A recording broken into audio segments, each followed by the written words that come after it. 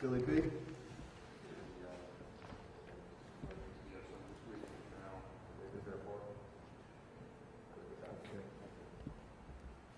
Good morning, everyone, and I hope everybody had a wonderful weekend, and to all the mothers out there, a fantastic Mother's Day. Happy Mother's Day. It's Mother's Day every day for all our mothers. I deeply appreciate that our sign language people, lovely young ladies, are here, the trifecta, so thank you very much. I'm just going to take my mask off for a second.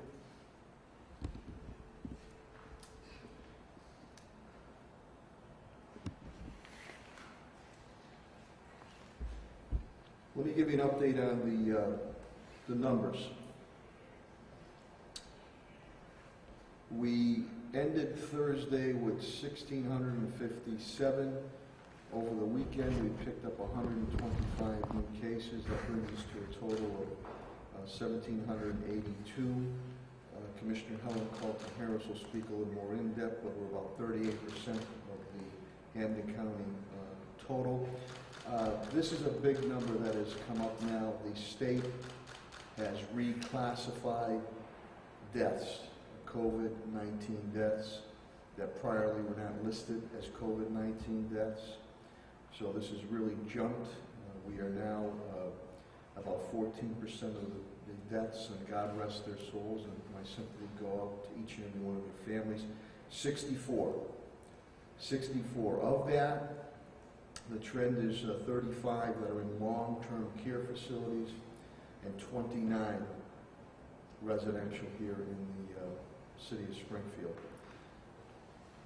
We had on the homeless testing, again, I'm very, very proud of everyone's efforts, and again, I want to thank Bay State Health Systems, and the President and CEO, Dr. Mark Kerouac, is here, and he'll be speaking, and I appreciate their efforts. And Dr. Robert Bruce of Mercy Hospital, Trinity Healthcare, on the testing that they're doing at the rescue mission, and Bay State is doing for my Friends of the Homeless.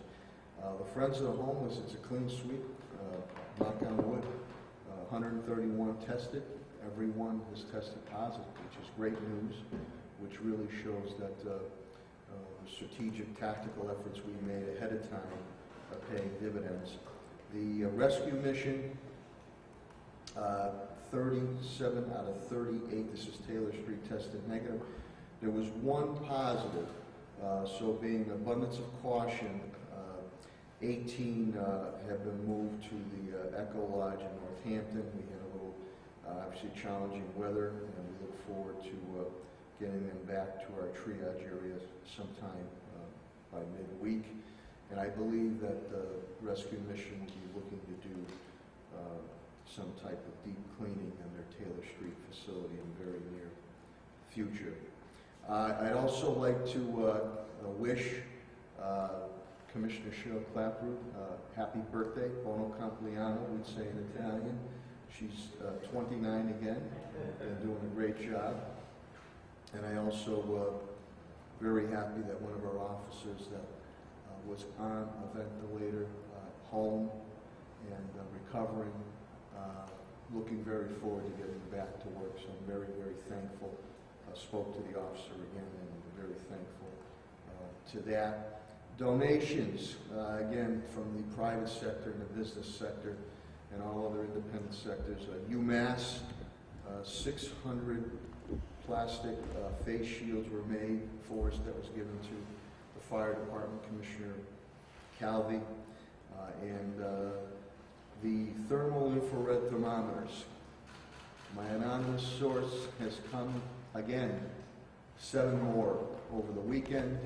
So thank you to the anonymous source. You know who you are, and I appreciate that. We still are in dire need of the thermal infrared thermometers.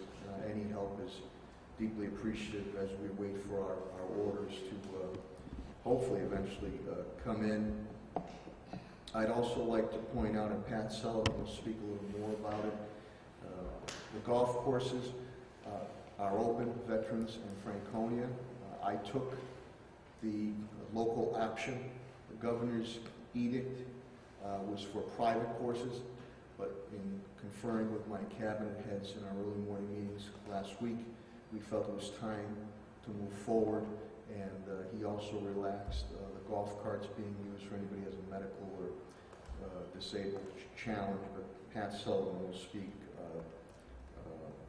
to that. He continues to work on the reopening with the rest of the team on City Hall. We're awaiting direction from Governor Baker and Lieutenant Governor Polito, the advisory committee. I believe he'll be on at 1 o'clock today to see where this May 18th date stands as far as moving forward, so we're waiting that. In the meantime, my staff, Tim Sheehan, Chief Development Officer, Solicitor Ed McCula, Licensing Director Attorney Alicia Days, DPW Director Chris Signoli, and Commissioner of Health and Human Services Helen Carlton Harris continue to work together. We're working with the ABCC on the state level. We're already starting to work with restaurants that are looking to reopen al fresco. We assume it's going to be outside dining, so we're already moving ahead with those aspects.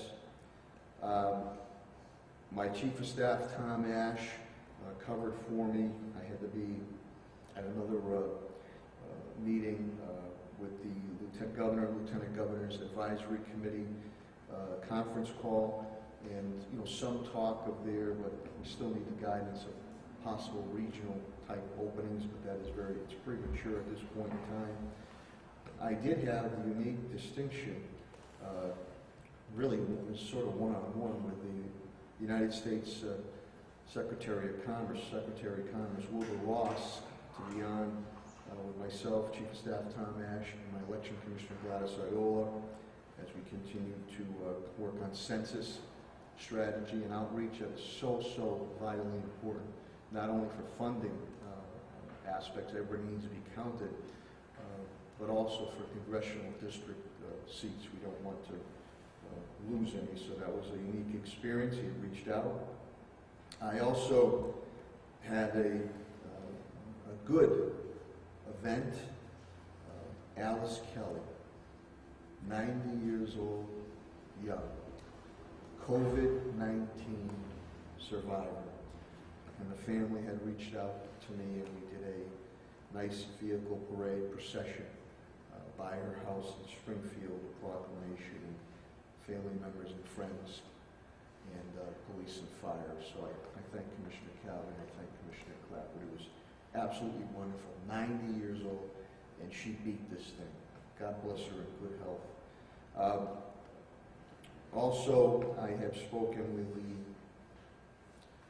Water and Sewer Commission, Board of Commissioners and Director, and I issued a letter to the editor late Friday. Again, we'll be cognizant of the challenges that we're going through. We do have one of the best water systems in the country. We want to keep it that way, and that takes infrastructure investment, but we want to try to be fair. And obviously, we always want to guard against the terrible issues that occurred in Flint, Michigan. So urging on federal type relief, working with Congressman Neal, and looking more on the senior discounts to be reasonable on any type of rate increase to keep our water system top notch. The Oasis Food Bank, John Foley at Central High School. I'm very thankful to John and Principal Tad Tokars and Superintendent Dan Warwick and Chris Signoli, DPW, and Commissioner Clapper, Police Department. We're now partnering with Sedesco, and 6,000 more meals were served. This Friday, we're going to be working with another partner. I believe it's going to be 2 gallons of milk will be handed out this Friday to all the families in need in the Springfield area, so we appreciate those efforts. On the police front, Commissioner Clapper indicates to me that she's still down 9. She had 2 warnings go out with officers on non-use of face masks, and they abided by it, and they actually took some face masks. We handed out a number of face masks also. The state police continue to be great partners with us, and the Commissioner continues to work with Pat Sullivan and others on the reopening aspects within reason. Superintendent Dan Warwick will be speaking an update on our school system. Done a tremendous job with his staff. We are now over 601,340 meals served to our students and families, really all the young people in the city of Springfield. 17 sites, school sites, and we do that breakfast, lunch, dinner, snacks. And the superintendent will explain to you that he's on conference calls with Commissioner Riley and urban superintendents. Nothing like this is, we're really one of the first doing this around the Commonwealth. He'll continue to give you an update on the summer learning. We're moving on two fronts, possibility of live or remote. The laptops continue, and the virtual graduations continue to be planned out. DPW Director Chris Signoli, the team has done a great job. They're down 2. Hopefully they'll be at full strength very shortly.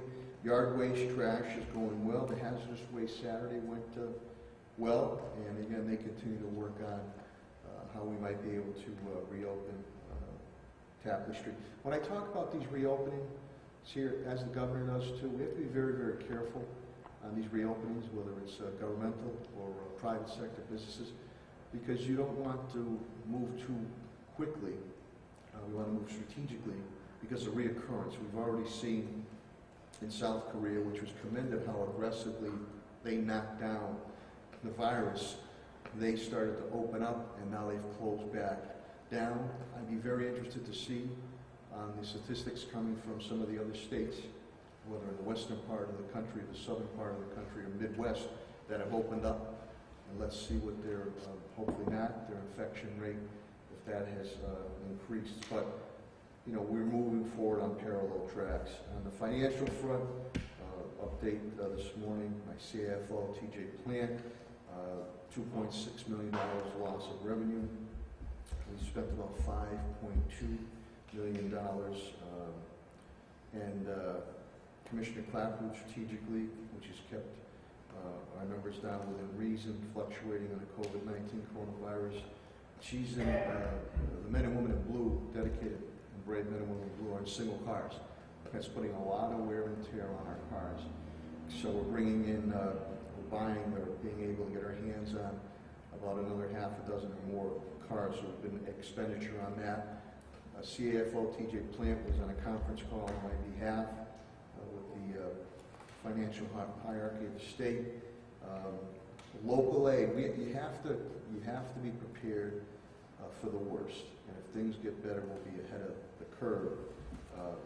Anticipating a 28.3 local aid cut or reduction. That translates to $11.3 million. Director Tim Sheen will speak to you about the, we have the CBG action plans, but as far as the prime the pump program we put forth, we helped out 108 businesses and small businesses and restaurants. A very strong percentage of minority-owned and women-owned businesses, 58%, nearly 60%, 21% minority-owned, 8% women, 29% combination minority and women-owned. We're very proud. Director Sheen had indicated before, we might elaborate a little more if we're able to get our hands on another pocket of money. It will be used to get businesses that are now closed, to get them to the new normalcy and how they can reopen. So we're hopeful on that. Again, I mentioned with Pat Sullivan, he'll speak about the reopen. The golf courses, again, opened up slowly, but they did open up. We took I took the local option. And Bill Mahoney indicates to me, my HR and labor director, CDC, they sent it out this morning, they have changed some of the restrictions. And they're now indicating no 14-day quarantine if no symptoms are come across pertaining to first responders, healthcare workers, and essential workers, but you must wear PPEs. And I'm speaking with Commissioner of Health and Human Services, Helen Colton Harris, we can narrow that down too if we feel. She indicates to me the CDC usually gives broad descriptions, advice on that. So as we continue to move forward, I want to once again thank all the residents and the business community of the city of Springfield for your patience and understanding. I want to thank my cabinet heads down the rank and file who have been tested and true for all their continued efforts 24/7 around the clock. Commissioner Calvi, by the way, too, he is just down. I didn't forget your BJ, because they fought a difficult fire Saturday. Commissioner Calvi is down one. They did a tremendous job on Terrence Street Saturday. Saturday was almost a bitterly cold winter day with frigid winds, gusts over 55 miles an hour, and they were able to knock down the houses that are very close there, the tinderbox. They were able to knock that down before it started to move and make major damages to all the houses on Terrence Street. One of our firefighters was injured, but he's doing okay. I appreciate that. I know you guys just knocked down a garage fire too this morning at Euclid Ave. So they're out there working. Police is out there working. DPW's out there working. Inspectional Services, Health, and Building and Code are out there working and moving forward. But the patience and understanding of the residents and business community is deeply appreciative. I think Helen Carlton-Harris will speak to you a little bit about it's mental health month or a week, but right now I think every day has been a mental health day. And you need to be cognizant of that because whether young or wise in years and wisdom, it's been a long haul right now. And we're starting to see some light at the end of the tunnel, but we have to stay ever vigilant, and that's extremely important. So we'll see what the Governor Baker, and Lieutenant Governor Polito's advisory committee have to say possibly today. The stay-at-home orders are going to May 18th. We'll see if those continue to be extended or if they're modified a bit. And then we're going to follow that base lead, and then we'll go from there. In the meantime, it's important that you continue to follow. I know it might sound simple or common sense, but again, wear those masks, especially when you're out and about. Wash those hands. Practice that social distancing. And if you don't feel good, stay home. Stay home, and then we'll be able to move forward. So continue to take these precautions. But as I've said to you before, I'll say it again. We will defeat this COVID-19 coronavirus, and we will get through this together as one and for the better. Again, I'm very, very appreciative that Dr. Mark Kerouac, again, is President and CEO of Bay State Health Systems, takes the time, as does Dr. Robert Ruse of Mercy Trinity Healthcare, to be here every Monday morning to give an update, to give their medical experience and strategy, but also to give their wisdom. And also I want to thank Patrick Leonardo, who is here from AMR, who has been one of our partners. So with that, I will now bring up the President and CEO of Bay State Health Systems, Dr. Mark Kerouac.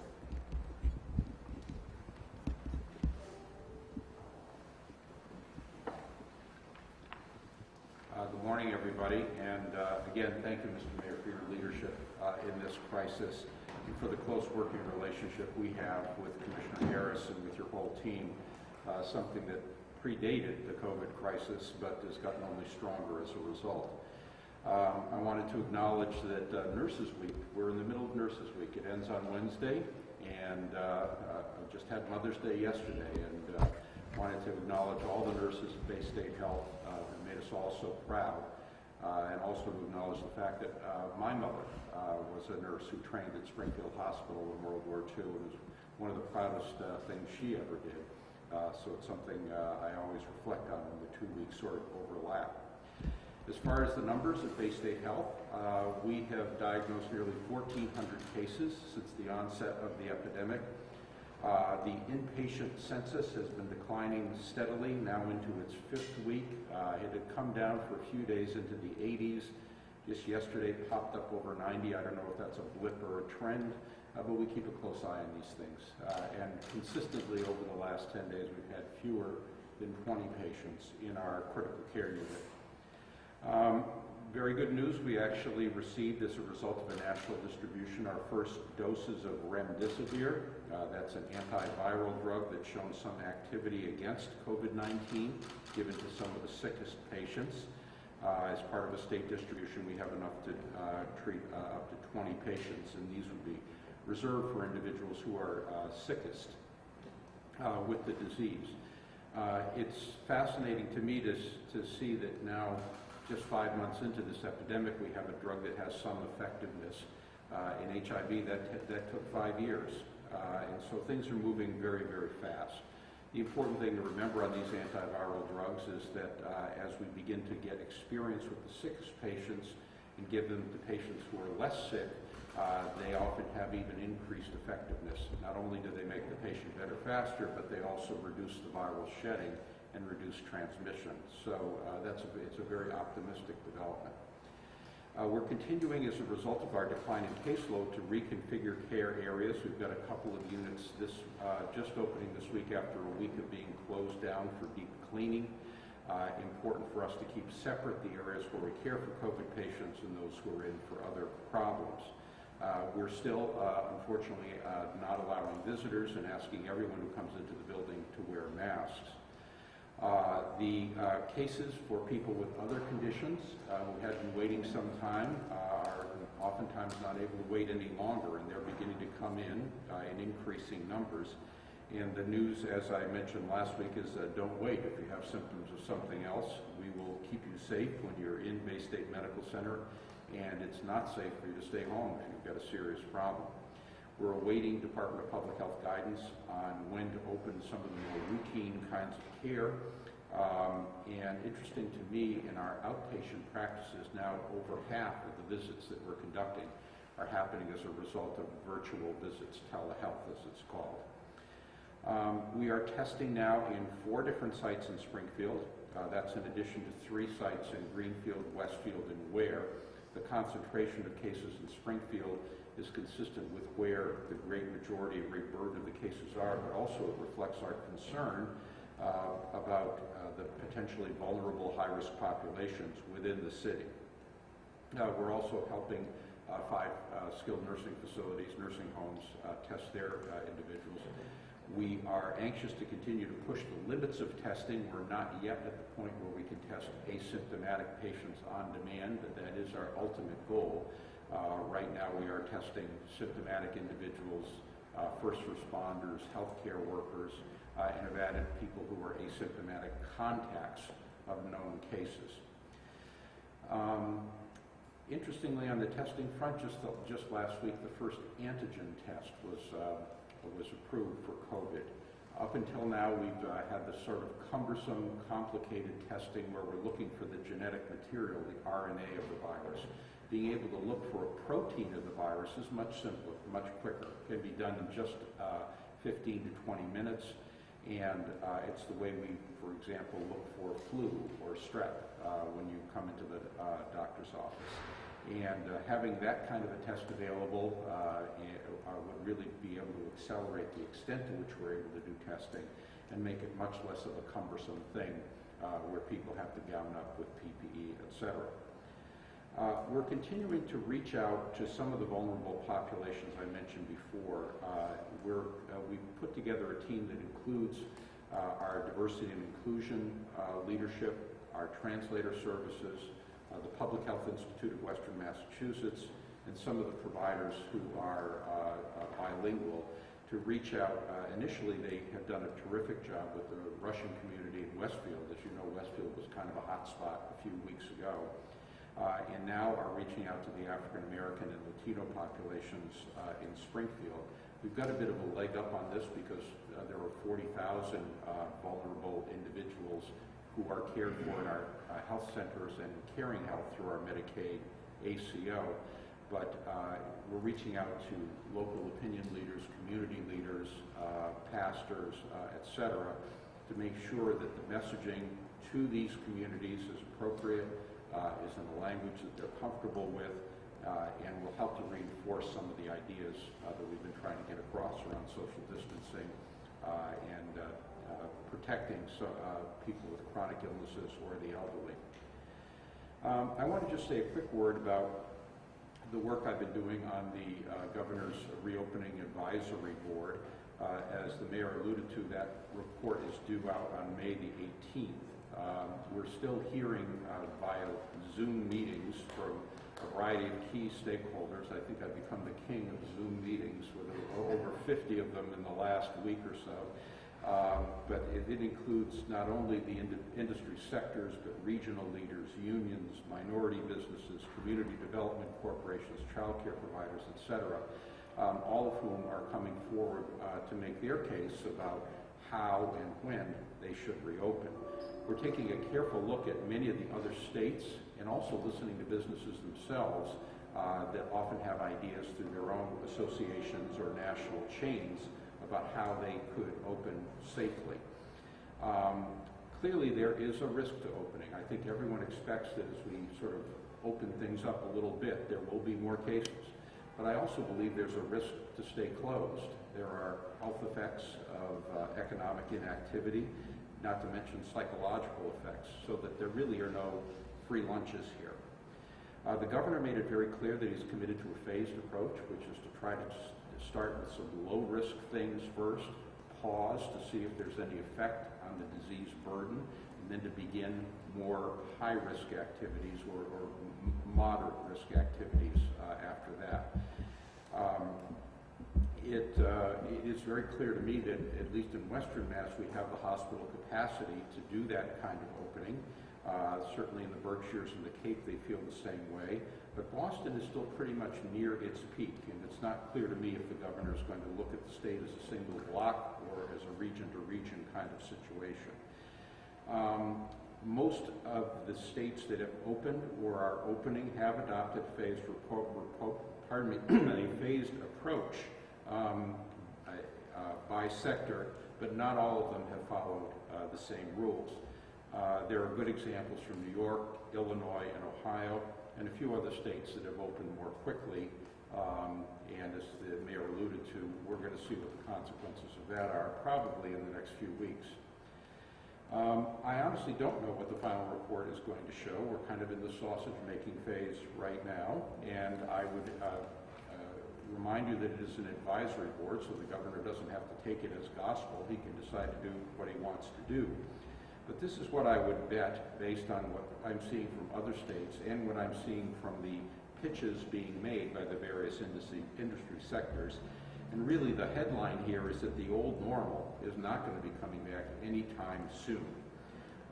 I believe that we are going to be wearing masks in public for a long time. I believe that we're going to be observing social distancing for a long time, that we're going to value hand washing, cleaning, and disinfection for a long time. As these sectors open up, we're probably going to see them do so at lower capacity and more cleaning in between encounters, which is going to slow things down and make it so that you can't necessarily go whenever you want to things that facilities that you became accustomed to. We're seeing this happen to a certain extent in some of the grocery stores just recently. One of the other interesting phenomena that's happened in other states is that even as the rules are changed, many of the businesses don't decide to come back.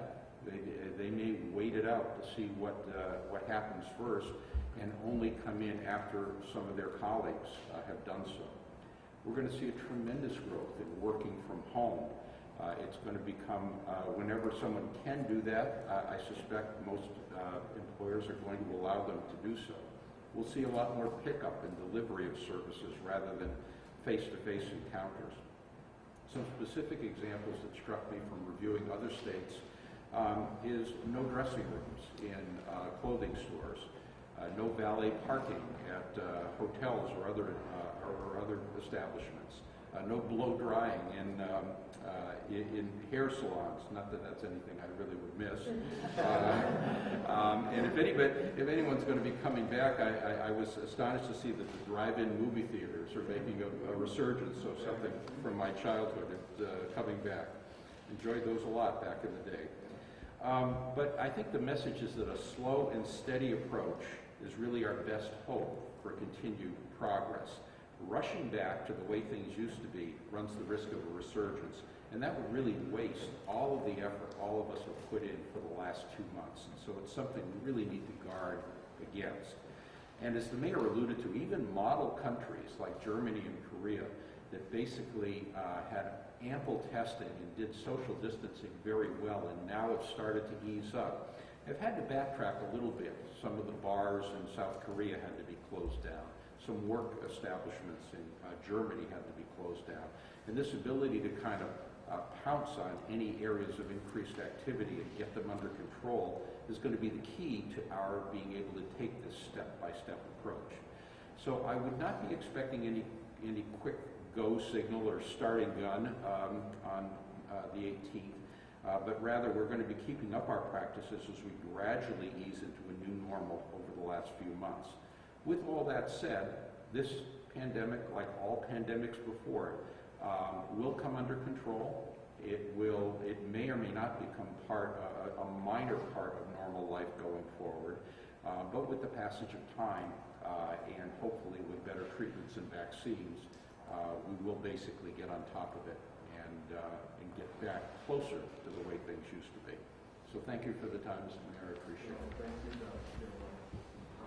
Thank you very much, Dr. Kerouac, and thank you for your service on Governor Baker's Advisory Committee, Lieutenant Governor Polito. But we're going to move forward. We're going to stay the course, but we have to be ever vigilant that we don't want to move too quickly. I just want to clarify, I think I said it, just in case, on the testing of homeless individuals. Okay, yeah, it's 131 that were tested, the Friends of the Homeless through Bay State, were negative. So that was positive news, let's put it that way. So they were negative. Now I know why you were nodding like this, Audrey, like that, from ABC 40. And Mercy, which is tested, Springfield Rescue Mission, Taylor Street site, 37 out of 38 were negative, which was good news on that. And on the legislative front also, again, we do our weekly Zoom meetings and calls with Congressman Chairman Neil Ritchie, who's been my federal conduit. And again, that bill that he's putting forward is, we're very hopeful. He continues to push for the state, but specifically push for local aid, probably through a conduit of CDBG, which is extremely important. He's also pushing, as you know, for the hospitals, which is very, very key. And then today at 1, I've been invited to be on the Black and Latino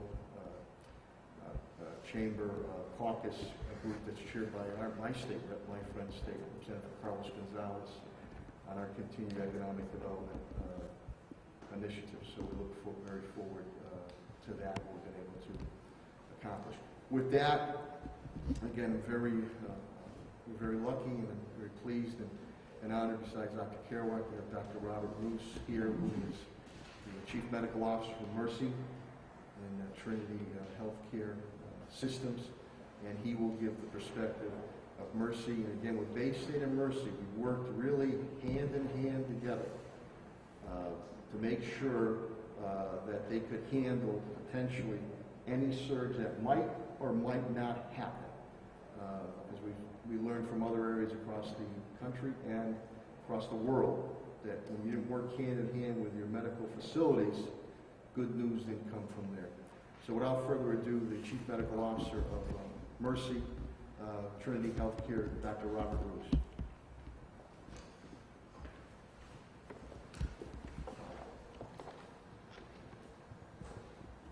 So good morning, and I hope everyone did have a nice Mother's Day yesterday and was able to safely celebrate and remember and recognize the role of mothers, grandmothers, and all the special, strong women in our lives. Even if the celebrations were a little bit different this year, I don't think there could be a more appropriate time to recognize the love, the strength, and the resiliency that comes from mothers amidst a pandemic. I also want to thank the mayor and his team and all the commissioners for their continued steady leadership, the consistency, including these briefings, and the clarity of message. It's incredibly important amidst this crisis. I'm fortunate to be able to collaborate in terms of communicating to the community about the pandemic. I also want to thank the legislative delegation, including all of our representatives and state senators here, locally in Western Massachusetts, and federally, including Congressman Neal's office, and our Massachusetts senators, who continue to advocate for the appropriate testing, funding, and support to ensure that Massachusetts is treated equitably for our efforts. I think that that's important. I want to say thank you. The reality is that we've all been living and working here in a hot zone, hot spot, for several months now, battling a fierce infection that still has many unknowns, and in an environment that is fraught with potential risks, where the impact on hospitals and our community has been historic. And it's become very, very clear over the past several weeks and months that this is going to be a marathon. This is going to be a grueling marathon that impacts people's psyche, their physical health, and their spiritual connectedness. This is not going to be a sprint. This is not going to be over soon, and it requires our continued diligent attention. So the focus at Mercy Medical Center and affiliates remains on three simple tenets. First, the safety is our top priority. And second, we are focused on a successful recovery for all of our patients and our community. And third, to take care of yourself and your health and well-being throughout this. This morning at Mercy, over the past week, we too have much good news to share. It seems like we've turned another corner in this race. Last week when I spoke to you, we had seen a slight uptick in hospitalizations in critical care patients after several weeks of some gradual decreases. But this week, we successfully discharged more patients with COVID than we admitted, and our numbers were back down. Today, to their lowest totals yet. We currently have 29 cases of confirmed or suspected COVID patients admitted to Mercy Medical Center, which is our first day of under 30 since well before our peak. This represents less than 1/3 of our inpatient medical surgical volume and only 16% of our total inpatient census across the system. That's another positive sign. We've also now performed 6,832 tests with 1,924 positive and 4,876 negative. And our percentage of positive tests continues to decline.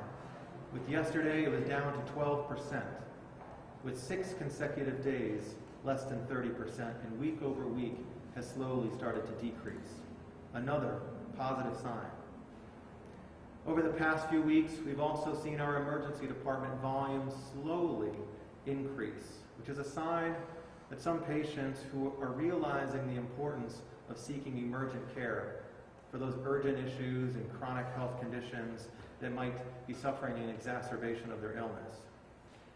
We know that there are patients for whom evaluation and treatment is essential, and delaying care could impact their health or their safety.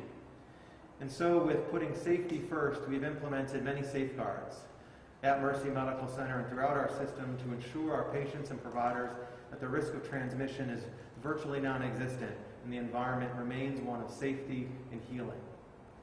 As mentioned last week, we've established COVID-free zones, including our main entrance at 299 Carew Street, walkways and elevators, and entire floors for patients to receive care without any concern of having patients with COVID or symptoms of COVID. We have COVID-free operating rooms, waiting rooms, an entire 5th floor of patients where there would be no COVID patients as a COVID-free zone. We've also implemented enhanced screening, universal masking, vigorous cleaning throughout the facilities, and testing of all patients prior to procedures and in other inpatient areas. These efforts could not be done without incredible collaboration on behalf of many, many folks. And I also want to thank our great Trinity Health supply chain teams who all along have continued to ensure that we have the adequate personal protective equipment for all of our colleagues at all times, including gowns, gloves, eye protection, masks, and respirators.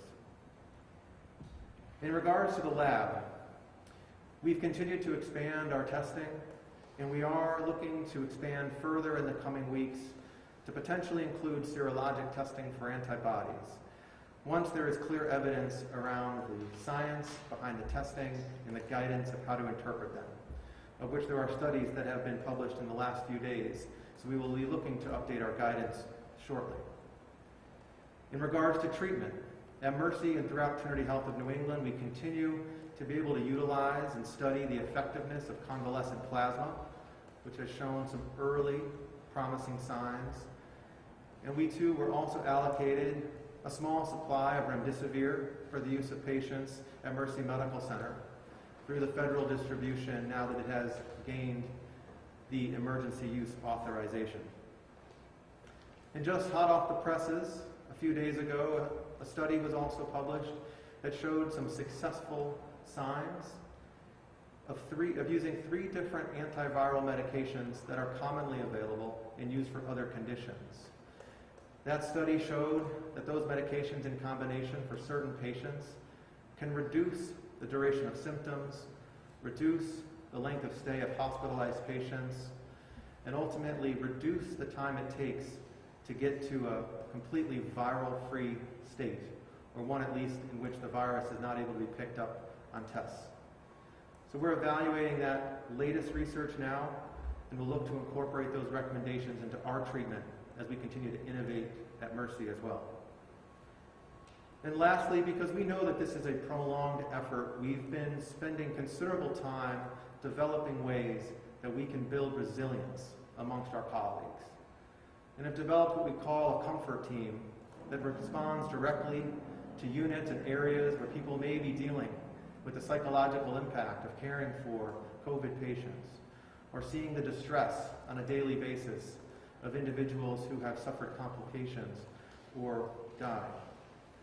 We now are providing support directly over the last several weeks with behavioral health teams and other supports to our colleagues to ensure that they have the support, the skills, and the strength to continue on throughout this for months and potentially even longer. And we also take a moment out, which I think is important, to recognize the joy that comes with much of this work and throughout this pandemic. So even amidst the darkness, we find those moments of light. And every week, under the leadership of our Chief Nursing Officer, Darlene Cunha, we've pulled together colleagues with extraordinary talents to sing songs of uplift and inspiration in our lobby where we can enjoy at a social distance. Our emergency department chief, Dr. Kenton, sang "Stand By Me," and one of our ER nurses, Kelsey Methy, sang "Hallelujah." These are truly inspiring moments, and we look to celebrate and recognize those too whenever we can. And so, while we do not expect there to be a post-COVID period anytime soon, and certainly not until there is a safe, effective vaccine, none of this will stop us from supporting the recovery of our patients and our community. We at Mercy remain ready and prepared to care for all of your needs. We're open for your essential and critical healthcare needs, so please do not delay. As has been said before, do not delay talking to your primary care provider, your specialist, or your surgeon. We have the beds, we have the safeguards, we have the testing and the supplies that you need. We will provide safe care to everyone. Please continue to do your part to take care of yourself. We have a long way to go, and it will be different, but we will be stronger and healthier together. Thank you.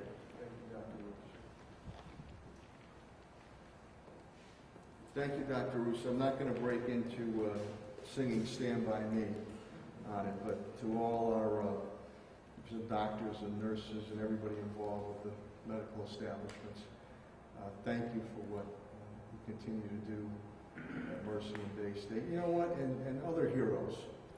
I think one good thing, if there's any good thing that's come out of this COVID-19 coronavirus, there are other people that are important out there right now.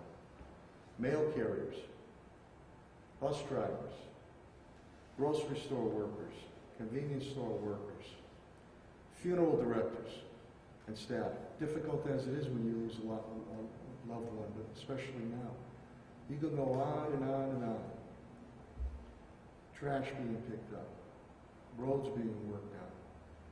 So it brings a new light to that. And I also, Dr. Roos mentioned the state delegation. We have our meetings every week on that, and we met specifically with Senator Lesser and Senator Welch Friday afternoon, and we thank them for their continued efforts. My point person on this whole COVID-19 coronavirus has been Helen Colton Harris, Commissioner of Health and Human Services. Like with all my cabinet heads and rank and files, done a yeoman work. I mean, really, she's done a tremendous job. And I think the key for us to move forward is we're constantly looking for more and more testing, because we want to be able to identify those hotspot areas potentially, and be able to isolate those hotspot areas, be able to contact trace, which Helen moved on with our public school nurses and her staff almost immediately, and work with Governor Baker, and then stop any, then the community mitigation, working with our hospitals. So we've set ourselves up here to be prepared if and when a surge is to occur. But I think you've heard from both Drs. Kerouac and Dr. Roos that though we're starting to see some light at the end of the tunnel, this is a little bit of a longer haul until we get a full-fledged vaccine, though the drugs that both Mercy and Bay State are getting now are showing some hope. So Commissioner of Health and Human Services Helen Colton Harris will give her update, and I deeply appreciate her efforts. Helen Colton Harris.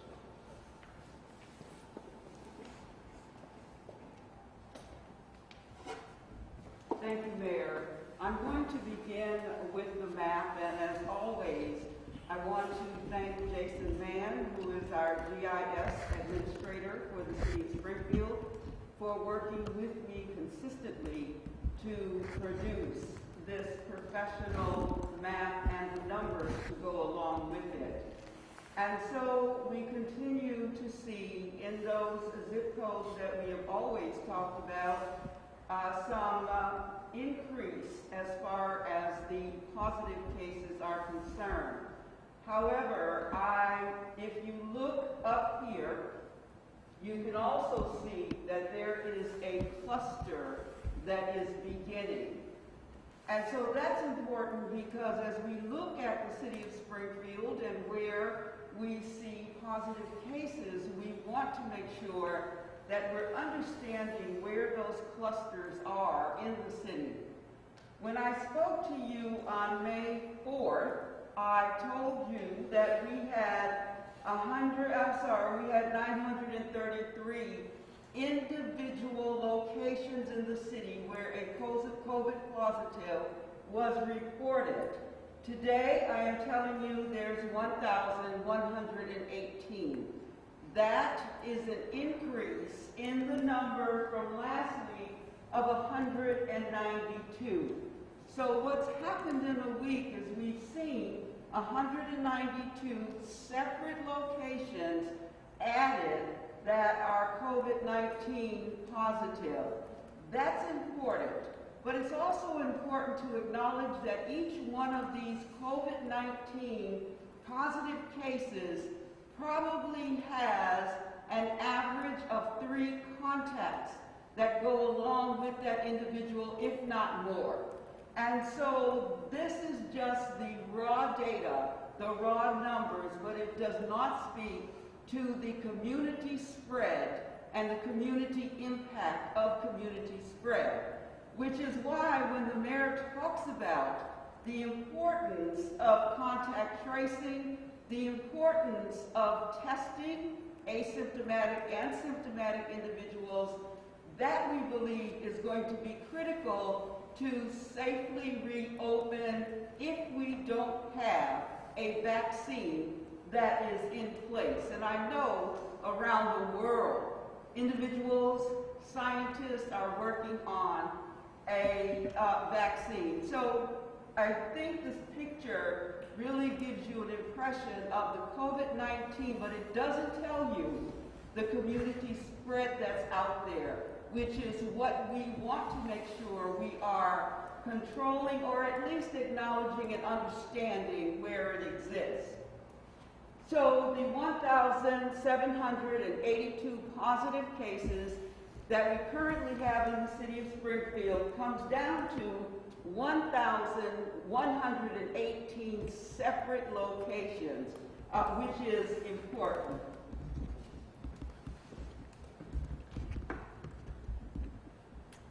I want to start out, as I did, by thanking Mayor Sarno for his support, thanking Bay State Health for what they have done to assist us at a minimal cost to test 131 individuals. I want to thank Mercy Medical Center because we have been their partner in delivering health services to homeless individuals since 1984. And that effort started in the trunk. I believe it was Sister Julie, who went around in her car to give supplies to homeless individuals. That has grown to us as a partnership, working with over 6,000 individuals and about 14,000 individual visits in 3 counties. So I value and respect our relationship with both of our health centers. The deaths in Hampden County, 449. Of that, 64 are in the city of Springfield total. And we tell you that because on the cause of death, the Department of Health and Human Services gets the burial certificates. The burial certificates say causes of death, the individual's name, causes of death. Many causes of death had already been classified as COVID-19. However, we are now also recording on our certificates the underlying causes. It is those underlying causes that are all coming back to say COVID-19. And that number right now is 64, which is, as the mayor indicated, 14% currently of the population in Hampden County. When we talk about causes of death, and the mayor has alluded to this, I stand here and give you numbers. Each individual whose family is represented by a death understands the wrenching heartache of losing a loved one to COVID-19. And it's even more difficult because you cannot, in many cases, take the time to mourn with the family because of social distancing. And so it is important to acknowledge from our perspective, our hearts do go out to you, and we recognize that a loss, no matter what the age, is a loss and a gap in a family chain.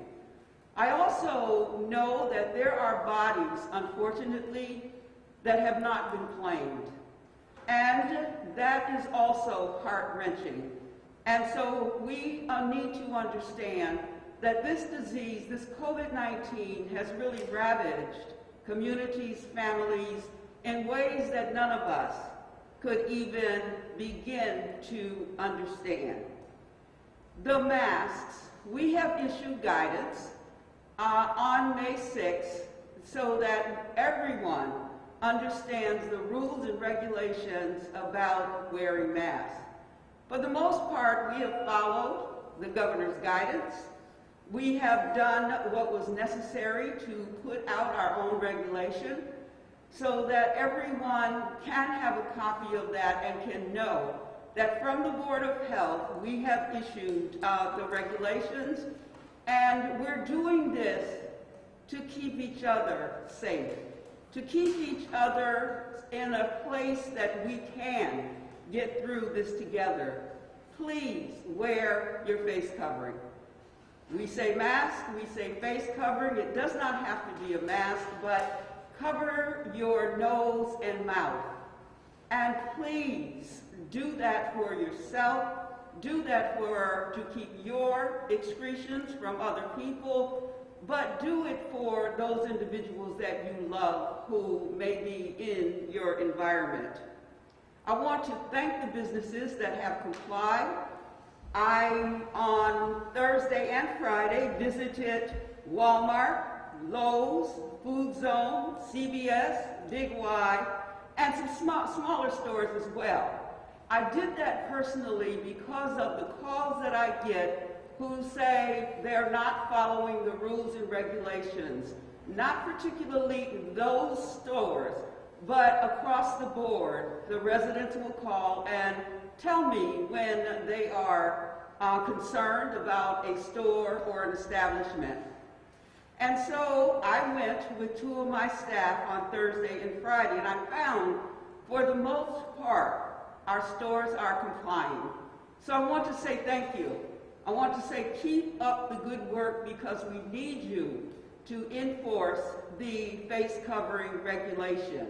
It's also important to acknowledge that there were a few individuals in stores who did not have face covering. And what I did was introduce myself. I gave them my card and I said, this we are asking you to do. So we are doing the education and informational sessions that we promised.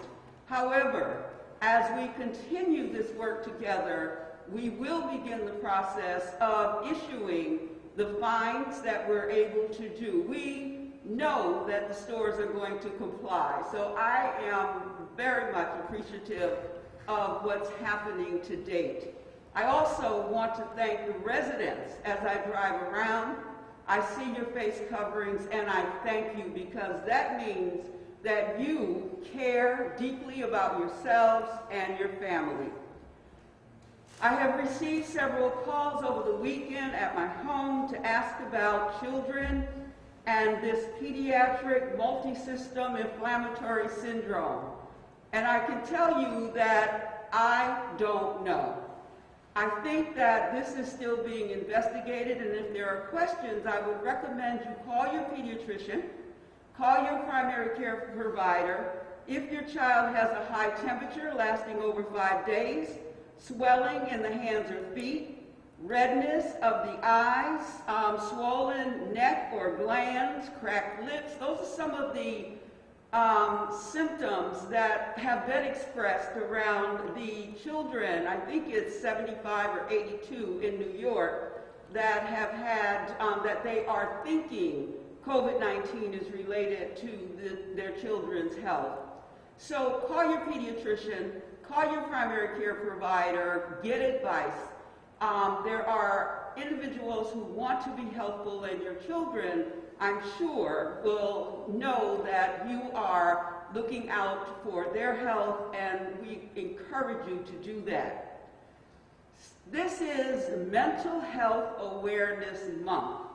Mental Health Awareness Month has been observed in the United States since 1949. Mental Health Awareness Month really is about saving our mental health. COVID-19 is stressful to you and your family. It is normal to feel overwhelmed, sad, anxious, afraid.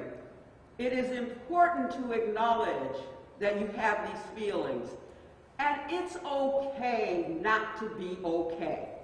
Because I think many times we, as a society, particularly around our mental health, really try to play down what we're feeling.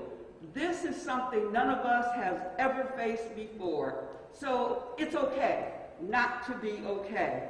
You may feel distress, you may feel trouble sleeping, but please remind yourselves of the strength that you have.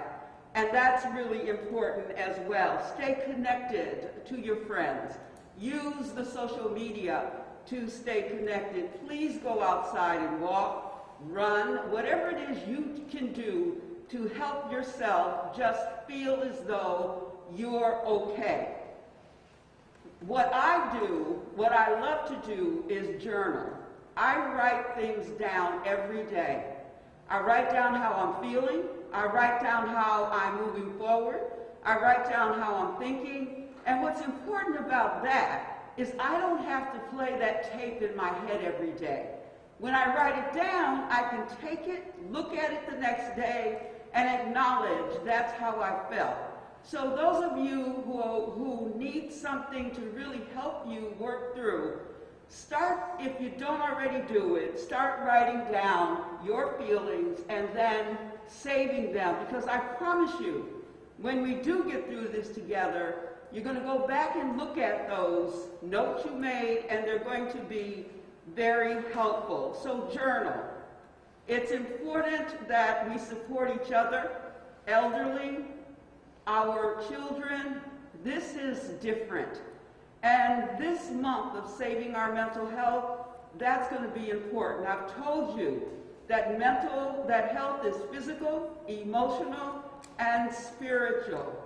So it's important for you to do what you need to do to feel okay, and acknowledge that those feelings that you're having many times are very normal in what is not a normal situation.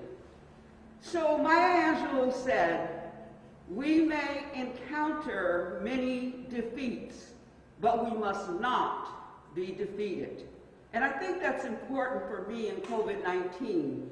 And when I take out these little quotes, I use them because they're important for me to look at as I begin the process of working through this really difficult pandemic, COVID-19. We will not be defeated. The things that we've asked you to do, you're doing so well, and thank you. Stay home, stay healthy, and stay strong. You have within our cabinet a group of individuals who meet every morning at the mayor's direction. We talk about each department, what we're doing, and so it's important because we're committed to moving through this, and we need all of you to be committed with us. And so we do have a hotline at the Department of Health and Human Services. Please use that hotline to call with any questions, any referrals that you need. Again, thank you to the most amazing two health systems in the world, Trinity Health, Mercy Medical Center, and Bay State Health. Dr. Roos, Dr. Kerouac, you are the foundation on which we're all standing, and I appreciate the support under my feet. Thank you so much. Thank you, Mayor. That's why I come to work every day. That's why she's the elegant and eloquent one. So some great looking shoes, Commissioner of Health and Human Services. And you know what? Besides all the expertise you hear from our medical officials, whether Dr. Kerouac, Dr. Roos, or Commissioner Harris, mental health. And don't take things for granted. And with adversity, builds character. And maybe jotting those notes down, making that journal. You can look back when we will defeat this COVID-19 coronavirus and say, well, I remember that, and we were able to get through it together. So that's important to do that.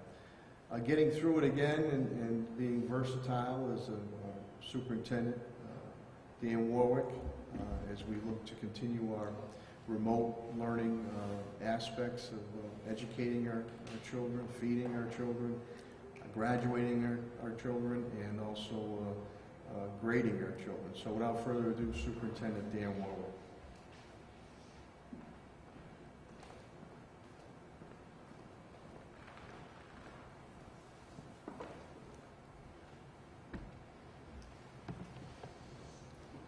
Good morning. As of Friday, in the city of Springfield, we have distributed 601,340 meals. We have 17 sites going. We added an 18th site on Friday, Central High School. distributed 6,000 more from Central High School in conjunction with another food distribution. But we have 17 sites located in all of the neighborhoods, and that has been going very well. Again, we do breakfast, lunch, dinner, and a snack to every family, and on Fridays we distribute for the weekend. We're moving forward with our academic team, reaching out to all of our families with our remote learning plan. We still have computers available to any family who hasn't accessed that yet. Again, they can pick it up at their local school, or we will deliver it to them if they simply call a school. We put forward a grading policy, credit, no credit, for all of our students and families so they understand what the expectations are. And again, they're centered around participation at this juncture, everyone doing what they can. Our scheduled last day is June 19th, which we'll be adhering to. And we are in the midst of planning a summer program. It's going to be very important, especially this year. We've expanded our summer programming every year, but given the learning loss that I think has been experienced, we're making sure we're planning a robust summer program.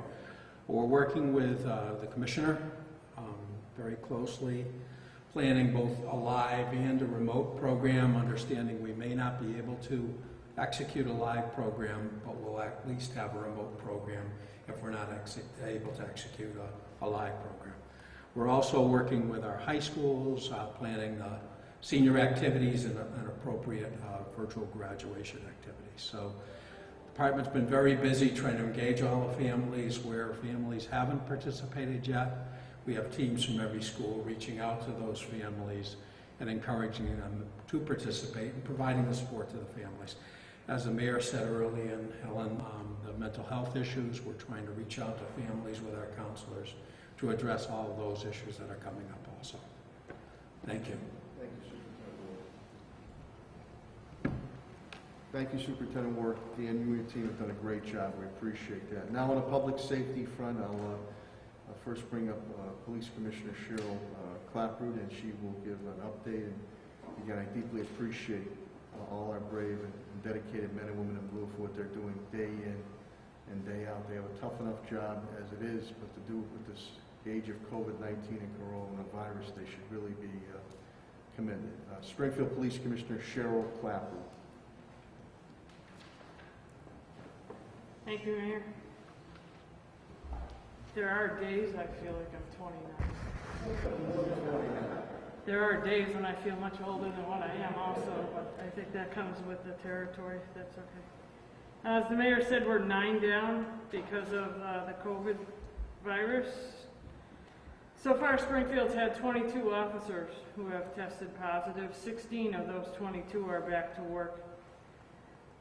As mentioned, we are in one-man vehicles, and so even some of the officers who have come up through the ranks and are used to two-man cars are still feeling a little bit uncomfortable with being in one-man cars, and ask, when we get together, sometimes we send 2 one-man cars. They get together on a call, and they're asking about that if we get together anyway. But my feeling is it's a lot different getting together as 2 officers on a call for a few moments maybe, or outdoors and maybe not indoors, than it is to have these officers ride together for an 8-hour tour, breathing the same air in a cruiser and eating together and talking together. So as the doctors mentioned, I also plan on continuing this probably throughout the summer with the one-man cars.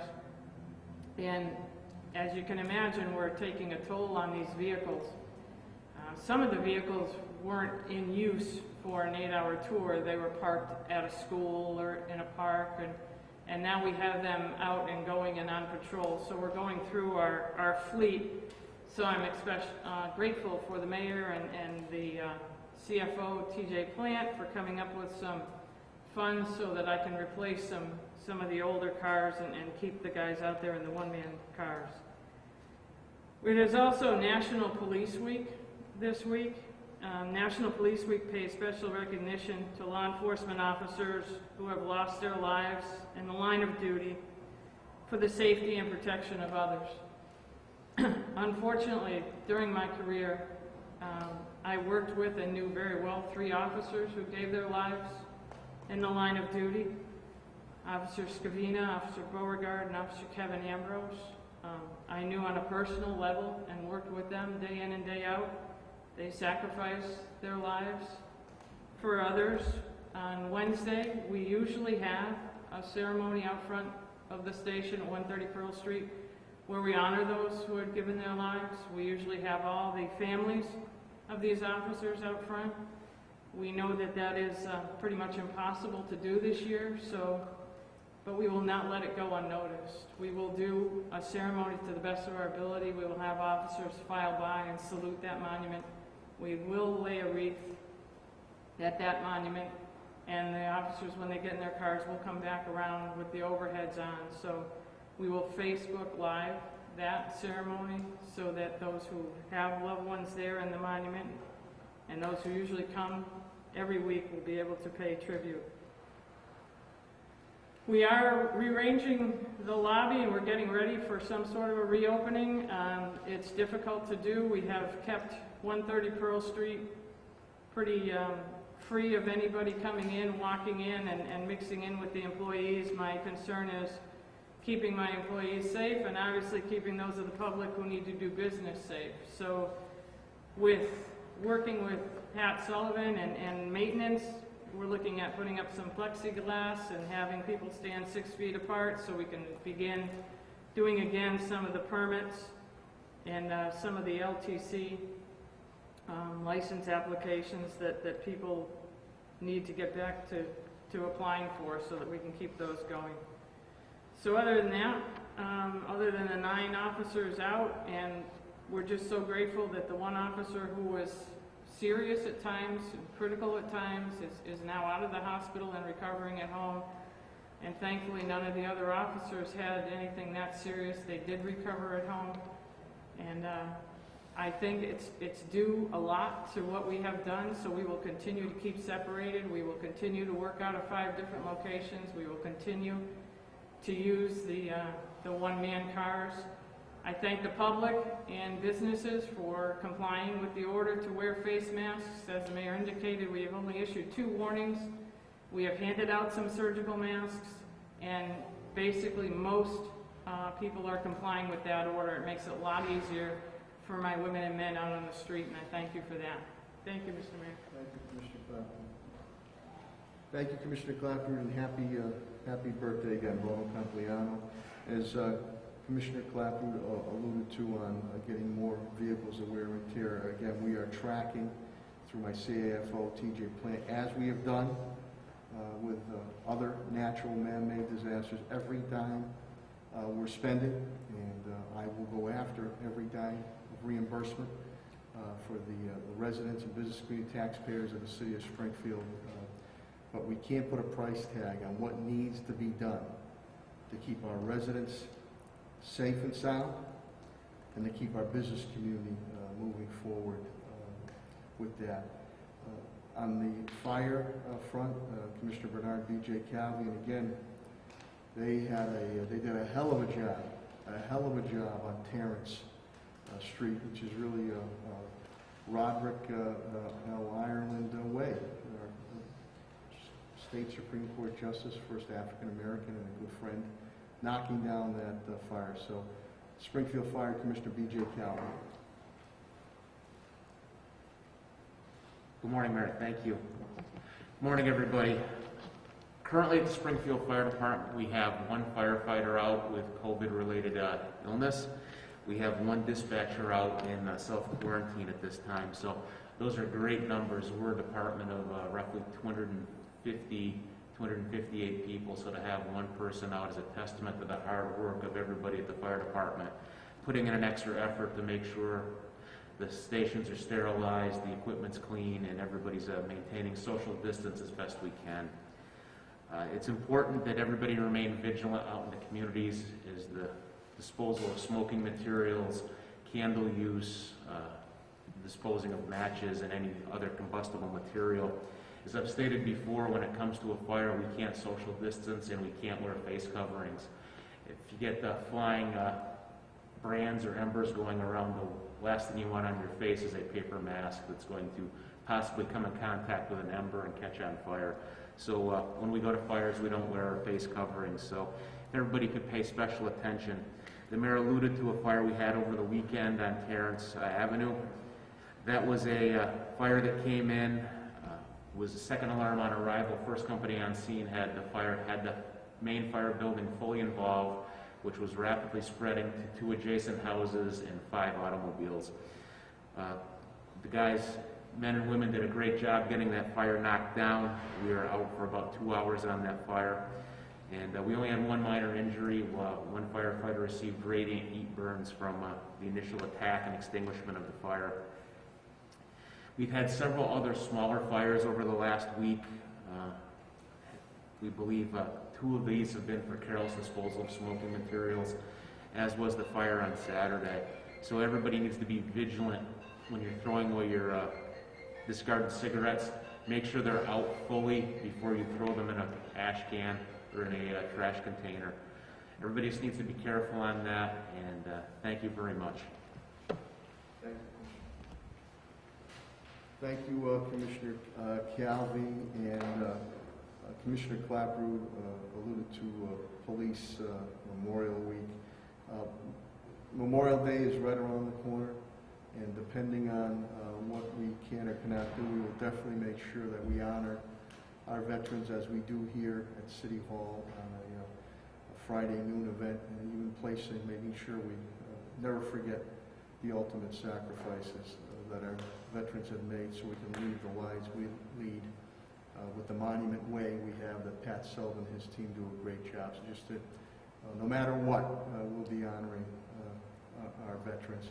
And speaking of that, I know he's a proud Air Force, and his son is a captain too, is my director of DPW, Chris Signoli, and those men and women, they're out there picking up that trash, picking up the yard waste, hazardous waste, street work being done. So when you see them, give them a little bit of a shout out, give them a thumbs up, give them a cheer.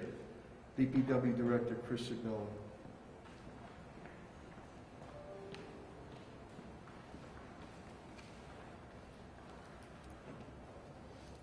Mayor, thank you. One item, as we mentioned, there's been a lot of weeks. It's been Mental Health Month. Basically, every department's had their time. Next week is Public Works Week, so we get our one month or 1 week in the sun this year. So, as far as DPW is concerned, excuse me, we've had 2 employees. One is back today, one is back tomorrow, so we are at full strength. Household hazardous waste event happened this past weekend. It went excellent. There is another one scheduled for June 6th. Contact 311. A couple notes. This is not where you dispose of TVs. This is not where you dispose of washers, dryers, mattresses. These are household hazardous waste items. Paint, latex paint. Latex paint can be dried out at your home and put in regular trash. So if you need to dry it out before trash is picked up, do it that way. It will not be taken at Household Hazardous Waste Day. Call 311 to get the appointments for June. As Pat Sullivan and as the mayor mentioned, putting together a plan for reopening various locations throughout the city. The Tapley Street facility houses the building department, code department, Office of Planning and Economic Development, DPW, and retirement. So as the governor's rules come in and how we do it in the city, those plans for reopening Tapley Street will be rolled out. At a minimum, the buildings will not be open to the general public, most likely just through appointment basis. So you will not be able to walk into the building, but as we work through this week, those plans will be advertised to the general public and to the staff inside DPW. As I mentioned in the past, general construction starts to ramp up. 6 corners in the Bay and Berkshire project are fully under construction at this point, and we are starting to see an interruption in the supply chain of some of our standard materials that we use inside of DPW, especially on the traffic side. So some of our repairs may be taking a little longer in trying to get equipment, but we are trying to stay on top of that as soon as possible. And that is it for the Department of Public Works. Thank you. Thanks, Chris. Thank you, Director Signoli, and to the residents and business community, thanks for your your patience. Yeah, the supply chain has slowed down a little bit. I know visiting St. Michael's Cemetery this weekend to see my mom and dad. They know the light is down, traffic light. They're waiting the parts, but it's been pretty good. Your DPW monitoring stop signs and the police department, we really had no issues there. And I was by Six Corners this weekend, and that's coming along very well at that point in time. We talk about the reopening of buildings, and Pat Sullivan and his team and his whole workforce, they're constantly cleaning all our buildings. They have the sanitation guns. They're using it all the time in every one of our offices, and has done a good job being able to keep our parks open and under control with the staff, our police department, Sheriff Nick Cochise partnering with the police department on patrols. So Pat Sullivan will give you an update on the parks, facilities management, maybe a little bit on golf. So the Director of Facilities Management and Park Superintendent, the Wizard of Oz, Pat Sullivan. Thank you, Mayor.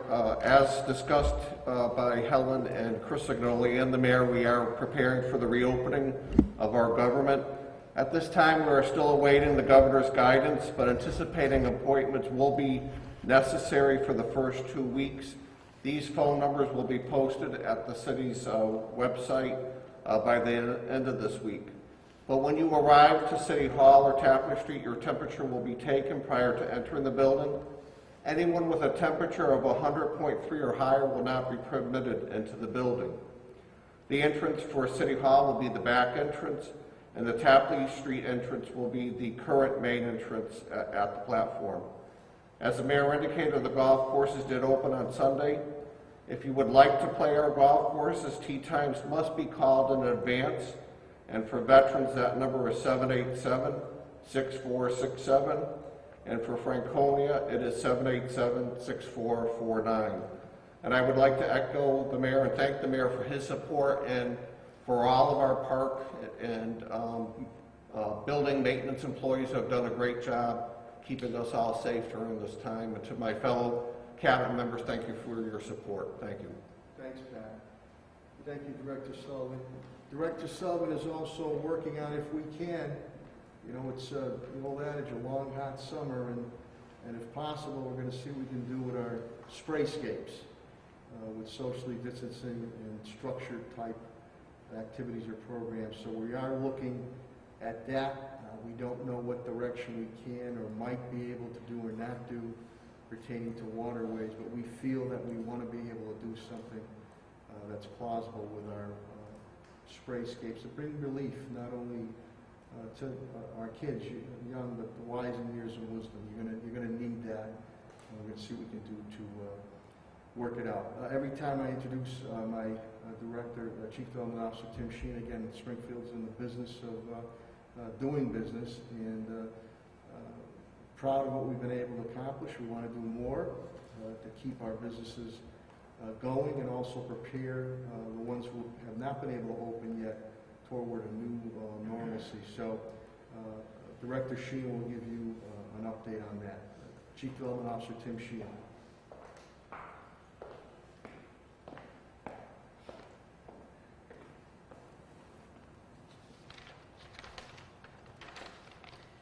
Thank you, Mayor.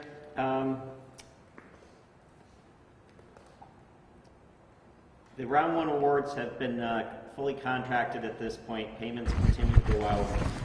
Based on the vendor forms that were submitted with the contracts, I'd like to give you a little bit of an update as to what the minority business status is with regards to the awards. As the Mayor indicated, 58% of the businesses assisted through the grant program are minority-owned, women-owned, or minority/women-owned. That breaks down to 21% minority-owned, 8% women-owned, and 29% minority women-owned. Roughly half of the Round 2 awards have been contracted, and the first round of payments for Round 2 are expected to be made this week. Once contracting for that round is completed, we will report out again the minority business status for that round as well, and the total jobs maintained by the businesses and the low moderate income positions that were retained via the grants. We encourage those small businesses based in Springfield that are having economic difficulty to contact us at 413-787-6020 so that we can discuss the resources that might be available to you and your business. We want to be a conduit to the resources that are out there for you, and then work with you to the degree possible to keep your business open and or emerging back into business as the public health orders are lifted. Last Friday, there was a Facebook public meeting on the roughly $2.3 million of CDBG's coronavirus funding action plan. It's expected that that plan will be advanced to HUD this week for final approval. The plan has a significant focus on public services with emphasis as well on economic development, public health, and housing assistance. Additionally, the city is advancing its normal annual entitlement CDBG grant of roughly $4.7 million to allow that funding to be available to the city as early as July 1st. It's expected that the CDBG annual plan will be filed with HUD before the end of this month. Thank you, Mayor. Thank you, Director Sheen, and to all of your staff. Again, we put out nearly $750,000, and Tim works very closely with CAFO TJ Plant with Congressman Neal's office, Willie Tranghese, and my Chief of Staff Tom Ash, as we continue to, the Congressman continues to navigate on that next bill, which we're very hopeful not only state direct help, but direct help to cities, which we would use the CDBG conduit moving forward. I don't know if Attorney Bill Mahoney, who's my labor HR director, anything that you'd like to add, Bill, or clarify. Solicitor Pakula, TJ, CFO, TJ Plant, I know he gave me the financial figures. He's upstairs right now, but anything, Bill? You're good? Okay. So with that, let me turn it over to the media. And again, I'm deeply appreciative of the media being here, making sure you get the message out. A lot of times, a lot of miscommunication out there. So we appreciate you getting that out in radio, TV, and print matter. I think that's important, coming especially from the experts that are here. I don't include myself in that. But the first questions should go to Dr. Kerouac and Dr. Roos, who have to get back to their duties. So we'll open it up to questions, and again, for Dr. Kerouac, Dr. Roos. Audrey Russo from ABC 40. Dr. Kerouac specifically, you mentioned that clearly there's a risk to reopening, but there's also risks to staying closed. And you mentioned medical risks, and I was just wondering if you could clarify, I guess, maybe what some of those were. I know you mentioned mental health, but I wanted to just make sure there weren't any other ones. Sure. I think as the economy is adversely affected by the shutdown and more people lose their work, they often might lose their health coverage. People might pay less attention to chronic disease management. And so one always sees in poorer communities that there are health impacts of, economic distress like we're experiencing now. Any other questions of Dr. Kerouac? Paul? Doctor, you mentioned as a member of the governor's reopening advisory board that it was your speculation, let's say it's informed speculation, that things that are low risk would likely be the first to be reopened. What do you mean by low risk? Can you give me some examples of what a low risk activity or business might be? Well, there were a couple that actually have been approved by the governor in advance of the 18th report. That will be for small independent businesses to fulfill online orders by allowing employees into the store. So, florists can do online ordering or card shops or whatever. Also opening golf courses and parks is another where there's little chance of people coming into close contact with each other. You can ensure that the small number of people involved are wearing masks and using appropriate disinfection. Those would be kind of ultimate examples or extreme examples of low-risk activities. And you can see, a number of states have taken a stab at this, although they often come up with different formulae. But if you were to take a look at, Illinois, Ohio, or New York come to mind as ones that have been kind of mainstream in the way they've gone about this. But places like, there are places like Georgia that have allowed restaurants to reopen. I think Texas is letting restaurants reopen for in-person dining. I mean, would you consider that to be something that's low risk? I think many of the states have considered those to be moderate risk, and oftentimes when restaurants in those other states are allowed to reopen, they may only do outdoor service or 50% capacity, or there are various parameters that are put on the restaurants, recognizing that they're more of a moderate risk. Well, the last question on this, is your understanding that you're going to be presenting a final report on the 18th, or is there going to be some interim report that's going to be issued this week? There's going to be a final report issued on the 18th. There are, certainly the group is provided for making recommendations to the governor in advance of that, but there's no particular plans around that. I think it's kind of an ad hoc thing. So you're still taking input and doing research at this point, then? Correct. Okay. Thank you, Doug. Audrey Russo? Audrey? I have a follow-up question based on something that Paul mentioned and you mentioned when it comes to outdoors. Is there going to be any look into adapting some normally indoor businesses to be more outdoor? I'm seeing from a lot of different places that people are trying to keep things out in the open rather than in a closed and poorly ventilated space. Is there going to be any recommendation for maybe restaurants or small businesses to maybe move like some racks outside of their products to make it more, ventilated?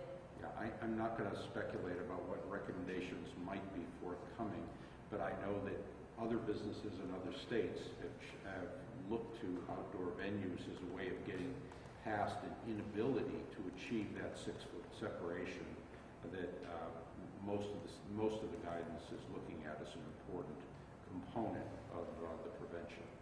So if you're in a sort of a tiny, cramped space and it's impossible to do the 6-foot separation, some folks have looked to outdoor venues to accomplish that. And I know you mentioned that you were taking a careful look at what other states were doing. Obviously, other states are doing a lot of different things. Are you able to say which states specifically you guys are looking at most? I know there's been mention of Northeast states, but even within Northeast states, there are kind of differences in reopening. Yeah, there are roughly 30 states, and as you point out, some of them are going faster than others. I would argue that Connecticut is going faster than New York, for example, and so there is a tremendous amount of variability, and that presents kind of a risk in itself. And that if a state gets into trouble by going too fast, it could put at risk its neighboring states conceivably. So it's not as if I certainly have state plans I've looked at that seem to make more sense to me than others, but I couldn't represent to you what the preferences of the advisory board are.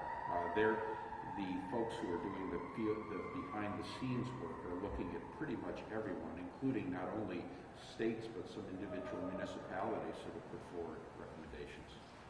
Dr. Kerouac, you mentioned how some of the other states are doing what they're doing. In Connecticut, as you mentioned, seems to be moving a little bit faster. Like, even though they're opening roughly the same time as ours, I think we're going to be a little more furtive. And at least that's the impression we're getting from the governor at this point. Is there any concern about how Connecticut's reopening, especially given how close it is to us, how close one of their major metropolitan areas is to us, and so much commerce and right over the line, and how that could affect Massachusetts' plan, and maybe us, particularly in Western Massachusetts?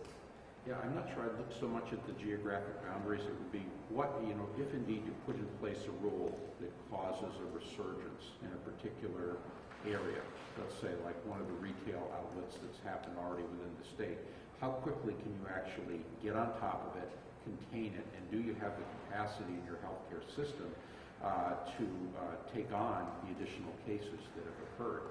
So it's not as if one state necessarily gets it right and another state gets it wrong. I think as you begin to expand the economy, you're increasing the risk of transmission, and you need to be vigilant that you're going to be able to detect little hot spots or brush fires that come up, jump on them and contain them quickly. That could happen even within a given state that's doing things right, the way it happened in Korea and Germany, for example. And just to let you know, Matt, too, on Governor Lamont, I happened to, WTIC, he was doing a press briefing late last week. I went on the road coming back down to City Hall, and he had mentioned about al fresco, eating outside, because again, some restaurateurs say they want to open up inside.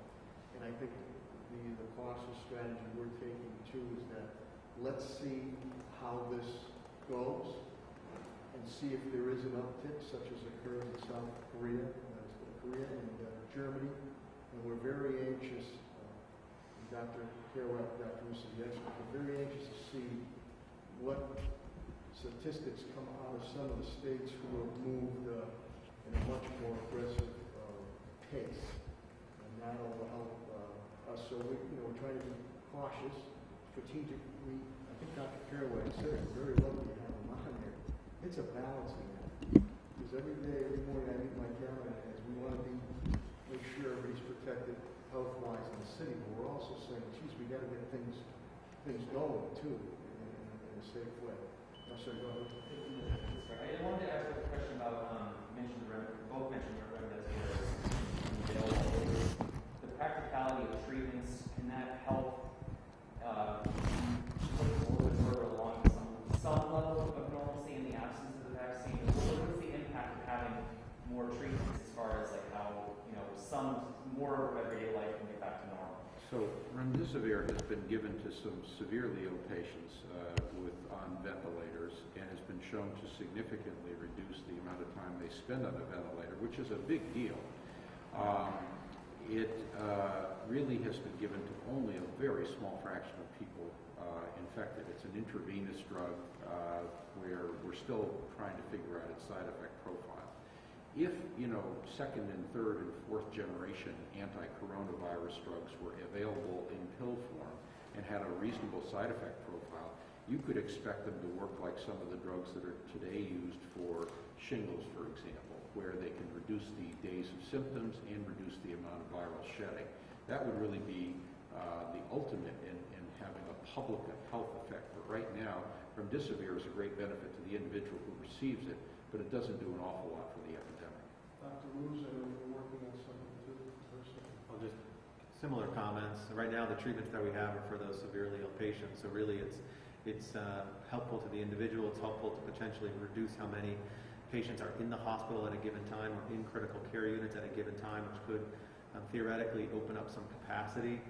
But even with the recent studies of other antivirals that was just published, those medications are also medications that come with some side effects that would need to be monitored and only be given to patients that have significant illness. So a lot of, as Dr. Kerouac mentioned earlier in his remarks, a lot of tremendous work happening very quickly to bring some treatments and study these treatments online for the novel coronavirus, but still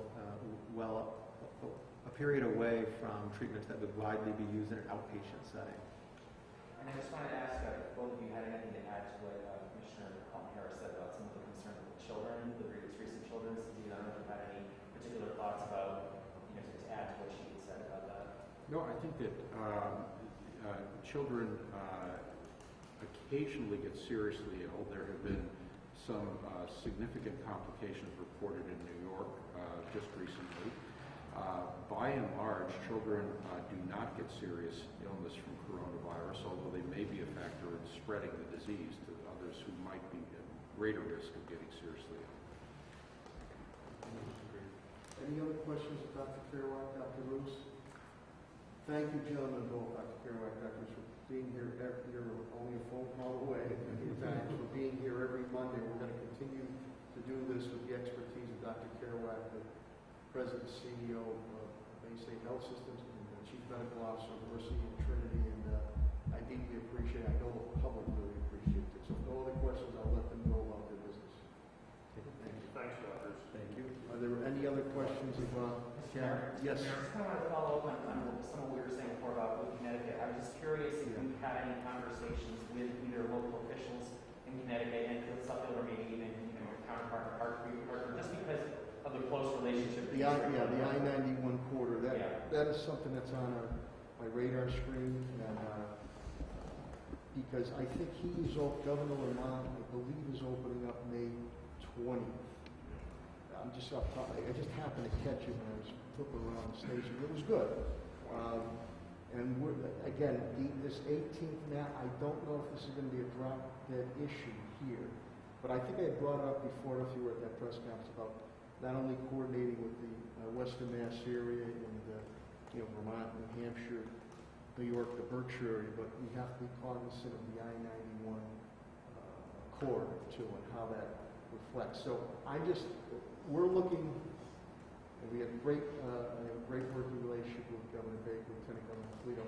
We're really looking to see what foundation, broad guidelines and guidance regulations are going to be put forth, and then, as Helen has said in many of our meetings, we can fine tune, off that either way. So I don't know if something breaks as early as today. I know the governor's on at 1, or sometime in the middle of the week. But I think you have to have a coordinated approach. I do believe, and Timmy, you're a veteran of Connecticut development down there. I do believe he did have about the al fresco masks having to be worn, the social distancing, the 25% or capacity, but it was all outdoor al fresco on that. So I think we've all said it, even with the governor, there's got to be some type of coordination within reason, though some might be moving quicker than others. And just a quick follow-up on that as well. Can you just maybe discuss a little bit on some of the coordination or discussions you've been having with other mayors of those cities in Western Massachusetts in particular, preparing for whatever happens next? Yeah, I've had, early on, I know we were dealing with Westfield and Mayor Hunnison, and we were dealing with the Russian, working together on that, Mayor View and Chicopee. And I know I'll be on, I believe I'm going to be on with some other mayors today at the 1 o'clock for the Black Latino caucus, which is chaired by my rep and my friend, Carlos Gonzalez. But I think they're all, from my feedback, is that they're all awaiting what is coming across from the governor first, as with Superintendent Warwick on it. What's coming there first, and we can build off that. Baseline. Audrey? Yeah, Audrey, not voting for. And again, any Mike Cabin has here too. It's a question for perhaps you and Mr. Sheehan, if possible. Sure, bring Director Sheehan up. And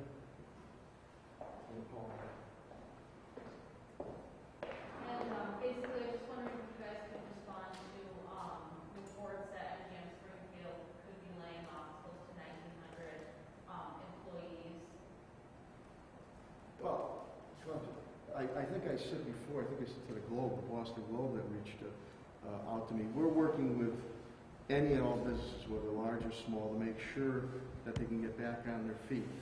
What this COVID-19 coronavirus has done is it has changed the landscape of the workforce. And whether private or governmental, many adjustments are being temporarily made. But we're looking to, again, which we've done small businesses or large businesses, which we're also working with too, to avail themselves of anything that is available at local level, more specifically on the state and federal level, to get them back going. I know that they're doing Macabre. They are open in Macabre in a scaled down version. I know they're working with Bill Hornbuck and so they're working on variations on how they can open up in other areas of the United States, including Springfield. But a lot of it has to come based off what guidelines are going to be put forth by the governor, public health officials, the Mass Gaming Commission. But we have seen a number of businesses, whether they furloughed or they've laid off. I'm trying to keep our services going here and keep everybody working. But you're going to see a new lay of the land, a new normalcy until a vaccine occurs, where people will say, and I'll let Timmy speak about it, we speak about it a number of times, workforce is going to change, public or governmental. They might say, geez, we've been able to get through this with certain bodies on the street, And we might not need as much square footage as we needed before to do some of this remote stuff. So it's all, but we want to be there to help any way we can to get people back to work in Commerce Square. And I'll turn it over to Director Sheen. I think one of the most important things with regards to MGM's reopening is that they're bringing the science to the table. I mean, they actually have epidemiologists on their task force advising them as to, you know, what modifications they're going to need to make to their floor in order to make it an effective reopening. But to the point that the mayor's making, I mean, it's going to be clear that until there's a vaccine, there's going to be protocols in place that are not necessarily going to allow for a crap table to have as many people around it as there used to be. I think it's very encouraging that, you know, MGM is very focused on making sure that, you know, the health of the folks that are coming to visit them when they reopen and the health of their employees are ultimately their primary concern. You know, just my chief of staff, Tom Asher, told me when I saw the report in my homeland country of Italy, it was a big soccer game. Briano, Italy, I think it was 75,000 in the stadium. This is prior to COVID-19 coronavirus really hitting. It was very early it was late February or very early in March. And the excitement of the game, people cheering and yelling and screaming, they did the hot spots on that. And it showed that everybody, major infections came out of that gathering. So as we're looking to get back on pace, I know, you know, with professional sports and maybe, you know, and other gatherings, you got to be cognizant, as Director Sheen indicated, it's going to be different. It's going to be different. And I think over the weekend, getting reports of what has occurred in Korea, South Korea, and in Germany, where they really were able to knock things down. They had to pull back a little bit. And I think we really, I'd like to see, and again, it's a balancing act, I'd like to be open yesterday. We have to do it protecting public health, community health. I'd like to see how some of these other states have gone. Because some have really jumped right into the water. And I think we have positioned ourselves, because we're very lucky to have Bay State and Mercy here, that if and when there was a surge, we could handle it. But Helen's point, that we have to be able to search, ID it. We know where it is. Isolate it. We have them isolated. The help that they need, he or she, or the community might be involved. Contact trace. Who have you been in contact with? And then the public health aspect, the community mitigation. Then, if and when it gets to a serious, if somebody is seriously ill, then having the surge capacity to deal with it at Bay State and Mercy, which right now, knock on wood, we do have. So, Paul, I'm sorry. Just to follow up on the MGM question, Yeah. it's based on the comments that Bill Hornbuckle made last weekend at an investors call, and apparently it's their belief that, you know, that the travel and tourism industry is going to be one of the last to recover from this, because people are going to be reluctant to go wherever there are crowds.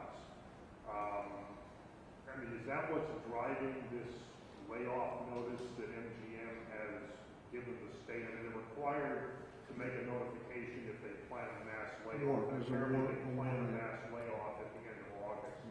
Is that your understanding that that's what's behind this, the concern that people are just not going to want to go to a casino right now? Well, I'm going to have Director Sheen go, but again, they are tourism-based. Big shows, attractions, stayovers. Right, so I think whether it's MGM or many of our tourist attractions here in the city of Springfield, whether it's Basketball Hall of Fame, whether it's the Dr. Seuss, the world of Dr. Seuss, these come into play. It's about bodies walking through those doors and having the experience. But I'll let Director Sheen. So there might be a temporary slowdown on that as we build that up. Paul, I think that what is also encouraging is the comments that he was making, that they're looking at the casinos that are more regional in nature, that people can drive to, those are going to be probably the focus of the first round of openings because it doesn't necessarily involve you having to get on a plane to go to Las Vegas. So I think that's an encouraging aspect relative to MGM Springfield. Have you, Mayor, have you had any other contact with MGM Springfield? I know they deferred $2.3 million that was due to the city. Have you had any further discussion about that payment? How is this announcement now going to impact what they owe the city? We're in a very strong legal contractual situation on that, and I've spoken with Bill Hornbuckle, and I've spoken with Chris Kelly, who's the new CEO, president of MGM Springfield. So, like with many other businesses that we are working with and residents, this is unprecedented what has occurred. Extraordinary times. We're living in surreal times. So we want to work with everyone, but we do expect when people get back on their feet, that payment will be made moving forward. And that's the way I've operated before. That's the way I'm going to continue to operate. I want to make sure that people are coming back to work. But this is, again, we're in surreal times right now. Many of you are veterans of what we've dealt with here. Many, if not all my cabinet heads, a number of them in rank and file. This is our fourth natural man-made disaster we've dealt with. Unlike the other ones, I knew what hit me, and I knew how to hit back. Here, it's an invisible animal. We don't know how long the duration is going to be. We really have to base it more on medical, health, and the sciences. And in the meantime, trying to balance getting economic activities going. But what good is it? And again, I look upon it as the glass is half full. What good is if you jump too quick, you step over that line too quick, as being what's being witnessed in Korea and Germany, and let's see what happens in these other states where you jump quick and then you get hit with a big surge. Confidence. We have to be sure that not only do you have the residential confidence, you got to have the business confidence, and you got to have the consumer confidence. Because I think people will be itching to spend money, but they have to feel that they're safe and they're going to be healthy. So does that take a little bit more time? Possibly could. I'm happy to hear that Dr. Kerouac and Dr. Roos, that some of the drugs that are being put forth now are helping to lessen the duration of this coronavirus, COVID-19. And I guess they're moving, FDA, they're moving fast track on a vaccine. But I think Dr. Fauci or others have said, Helen, you could correct me on that. You might not see that at the earliest. This is really good wishing. Some fall, winter, or beginning of next year. But who knows? Who knows? But I don't think you'll get back to a full sense of normalcy until you have a vaccine. We will get to a sense of new normalcy, which we're moving toward now. And I think we have to expect, as we do more and more testing, that we had about 4 days, Helen, where we saw the numbers stabilize and really go down. More and more testing is occurring now. We saw the numbers shoot up a little bit. But if you can show the public that, hey, we're on top of it, and we're going to be able to identify, isolate, and be able to contact trace, community mitigate, and get these individuals feeling better. I do think you're going to see differences in how long-term care facilities are going to be run from now on, because they were never equipped for anything like that. The airflow and everything, that goes to what we did with our homeless triage, the air separation, the air changes constantly, that you don't have the same air being moved around in enclosed areas. So I appreciate everybody being here. I don't know if there's any other questions of my cabinet heads or. Question for Helen. Helen, sure. Actually, You had mentioned before that that it looks like there's something with clusters forming, and I guess Indian orchards. Do you have a sense of if there's any particular common factor in that? Like, is there, any type of location, like you hear about some like super spreader events, or just locations where a lot of people have been? Do you have any sense of what might be causing that particular one right now? I do have the specific areas that it is that I will not be sharing. So in terms of the location, the red dots don't show the exact location, but it is a cluster. And again, communicating about the area or the individuals or the race, ethnicity is something I'm not prepared to do. But you were just saying there isn't like any public health alert about like anything in particular that might give people think, oh, maybe I have an issue or a connection to this particular cluster. That's what I'm leaning more towards. So the way it happens is that we know that these red dots are positive cases. We also know we get those positive cases in through our Maven system. We also know that we call those individuals to ask who they've been in contact with, and that becomes the communication strategy that we do to do the outreach. However, beyond that, there may be community spread that we're not aware of who those individuals are. And so that is the process for contacting the COVID positives and getting in touch with the individuals that they name as their contacts. So at this stage of the game, you're only working with the positives and their contacts. There's no other commonality or community issue that you're looking at as that might have been the source of whatever cluster may or may not be forming there, correct? Correct. Okay. And then earlier before, the mayor mentioned some change in like CDC guidelines about the 14 days of quarantine. Can you just kind of describe a little bit more about what that change actually was and what it might mean? I don't know if that's something that you or Helen can do. Mahoney might. Matt, just to let you on the other thing there, Helen and I, and all, we don't. What we said, I think last week, scarlet letter. Nobody's done anything wrong here, because that's the point in our contact tracing. Oh my God, we don't want to get to that scarlet letter point, but Helen can speak of that. Bill brought it up, and I'm going to let Helen speak of it because we have a narrower view on that. So the information came to us this morning from Bill Mahoney at our cabinet meeting. I have not had the time to do the research, but that was the information that was given to us. We certainly appreciate the CDC and its guidance, and in every opportunity, we will certainly follow the CDC guidance. However, the reasons municipalities and states also have guidance and regulations is so that they can look at what the CDC is recommending and think about their own municipality and how that operates with personnel and geographically, and might make decisions that could potentially be narrow. For example, the governor issued a guidance around wearing face coverings. We then took that guidance and adopted it to the city of Springfield more specifically. And boards of health and government have the ability to modify and produce regulations that fit their specific community.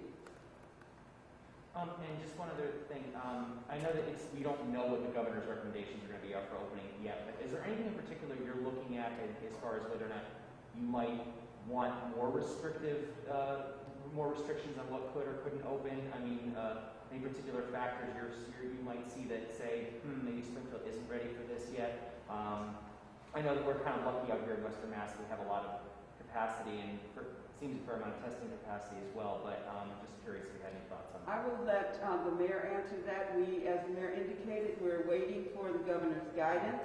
We are also working with Patrick Sullivan and Bill Mahoney to look specifically right now at the municipality and our workers and what's that initial guidance we put in place, like asking individuals if they leave their workspace to wear a mask, asking them if they can't socially distance, not to gather in clusters. There will be rules and regulations that we are going to come out with that we've already started to adopt, that we will probably have a more robust document at a very near future. We're trying, Matt, again, to protect and preserve our workforce. And we have, I have been getting, contacts, whether here at home and stuff, as Helen does on different things. Even businesses, they want us to follow, our lead, and we say in turn we have ideas, but we're going to follow the lead of the governor and the lieutenant governor of the advisory board to lay the base foundation. Because whether a regional opening occurs, there's got to be some type of blanket rules and regulations that everybody is following. And I know that with Governor Cuomo in New York and Governor Baker here, and I think all the New England governors are all working together, trying to do blanket clauses from there. So, go ahead, just to Paul. follow up on that, so much as you did with the shutdown regulations that came from the state, you think you could have the leeway to do some local adjustments to what they recommend for reopenings? We would only do anything based on the medical, health, and sciences. So besides balancing the economic need, which is really needing to move forward, I have to base it first with Helen's team first. Because you don't want to take one step forward and then turn around and you end up taking 2 steps back. So I think once we get guidance, we could, if we see fit in certain situations, maybe it could be a little less stringent. In other cases, Helen, we might make it more narrow, more stringent when it comes to some of these places reopening. We're waiting guidance now on barbershops, hairstylists, all these more that are more intense. I don't want to say intense, but where social distancing is tough. But these people have to make a living too. Are all these precautions going to be? What are the precautions that need to be taken to reopen these businesses? Just, if I could ask you just to follow up on the letter you sent out Friday to the Water and Sewer Commission. Yeah. What is it that you're asking them to do? Let me point this out. We do have one of the best water systems in the country. That has been stated. In order to keep water systems at that top quality, infrastructure investments have to be made. We have some mains that are 90 or 100 years old. Because I don't want what happened in God bless the people of Flint, Michigan. What occurred there because people were looking to cut corners and not put the proper investment in. In turn, as I stated before, we're living in extraordinary times, surreal times, and there's got to be a little bit of a give and take. Past years, the Water and Sewer Commission has done increases in order to keep the water system top notch, and people were okay with that. This, I understand they've taken a massive hit with businesses not utilizing water. A lot of big businesses are not utilizing water. When that comes back online, that's going to help. So what I've done, and Congressman Neal, Chairman Neal, Richie's working on the federal level, that hoping that there's going to be some type of relief, infrastructure relief, or some relief coming to utilities such as the water and sewer.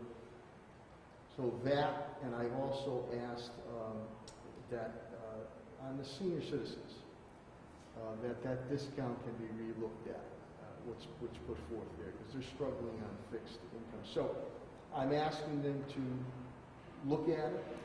Can we see what plausibly can be considered, their utility, what you can do to knock down that prospective increase, which needs to continue on infrastructure improvement. So that's why I put it forth. Let's see what happens from there. You want to keep a top-notch quality water system, and that means you have to invest, but it's got to be a combination of bringing relief, especially to our senior citizens, and utilizing whatever can be done, especially on the federal level. So that's why this Chairman Neal is involved with Speaker Pelosi on the state and local government. The old days was revenue sharing, but now the conduit is CDBG funding. And I remember the congressman on our call indicated back in the late 70s, early 80s, CDBG funding in those days was about $11, $12 million. We're getting about $4 million now. So you multiply that, how much that was worth before, So that's going to be important because we keep firing police, DPW, health, libraries, parks. We're employers too. And people expect those services. And we've been very fiscally prudent. We've been very stable and strong in our financial management, and that's been proven out that we can able to hang in there and weather the storm. But you can only weather the storm for so long. And as we go into FY21 with a proposed budget, I told you what we're facing: 28.3%